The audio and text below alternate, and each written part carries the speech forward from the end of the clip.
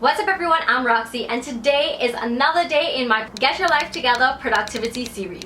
So if you are new and you have no idea what I'm talking about, I will link in day 1 of this series down below. Basically, for the next 30 days of June, which is half of the year by the way, these productivity challenges are really short videos that I'll be posting every day for the month of June.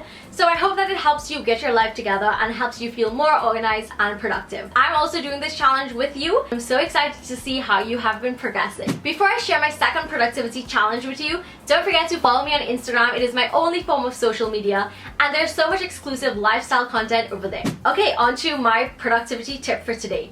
So this is something that I really need to get done, so I'll be doing this challenge along with you. And that is basically, as you're watching this video, start to go around your room or around your house and get all of your bags, your purses, your clutches, your wristlets, anything like that, all of the bags that you have. So I have bags hanging up on my door, on the post of my bed, on the floor, and in my living area. Put it all into one space, so I'm gonna do mine on my bed, and you're gonna go through all of them, literally all of them, and you're gonna throw out any old bills, receipts, snack paper, and anything that needs to really be dumped at this point in time.